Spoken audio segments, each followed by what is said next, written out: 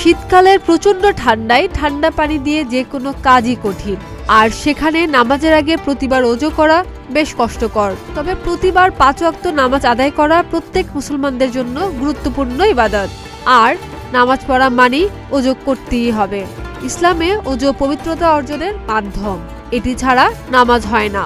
কোরআনে আল্লাহ তাআলা বলেন, নিশ্চয়ই আল্লাহ তাওবাকারীদের ভালোবাসেন এবং যারা পবিত্র থাকে তাদেরকেও ভালোবাসেন।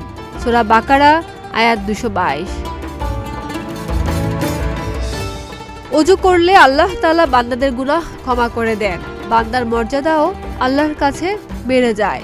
আবু হুরায়রা রাদিয়াল্লাহু তাআলা আনহু থেকে বর্ণিত, আল্লাহ রাসূল সাল্লাল্লাহু আলাইহি ওয়াসাল্লাম বলেছেন, যখন কোনো মুসলমান বান্দা ওযু করে এবং তার চেহারা ধুয়ে নেয়, তখন তার চেহারা থেকে পানির সাথে অথবা পানির শেষ বিন্দুর সাথে তার চোখ দিয়ে কৃত সব গুনাহ বের হয়ে যায়, যা সে চোখ দিয়ে দেখেছে।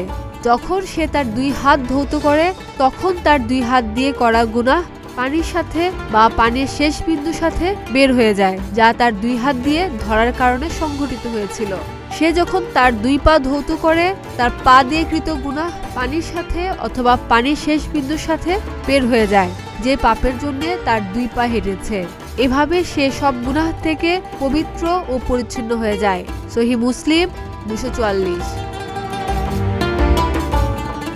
কেউ যদি তীব্র শীতের মধ্যেও ওযু করে নামাজ আদায় করে, তাহলে তার জন্য বিশেষ ফজিলতের কথা বলেছেন প্রিয় নবী সাল্লাল্লাহু আলাইহি ওয়াসাল্লাম। তিনি বলেছেন, আমি কি তোমাদের এমন বিষয়ে সংবাদ দেব যার মাধ্যমে আল্লাহ তাআলা তোমাদের গুনাহসমূহ মিটিয়ে দিবে, তোমাদের ক্ষমা করে দিবেন, আর আল্লাহর কাছে তোমাদের মর্যাদা ও সম্মান বৃদ্ধি করে দেবেন? সাহাবায়ে কেরাম বলেন, অবশ্যই হে আল্লাহর রাসূল। নবী সাল্লাল্লাহু আলাইহি ওয়াসাল্লাম বলেন, তা হলো শীত বা অন্য যে কোনো ঠান্ডা কষ্টকর মুহূর্তে ভালোভাবে ওযু করা। মুসলিম আয়াত 251।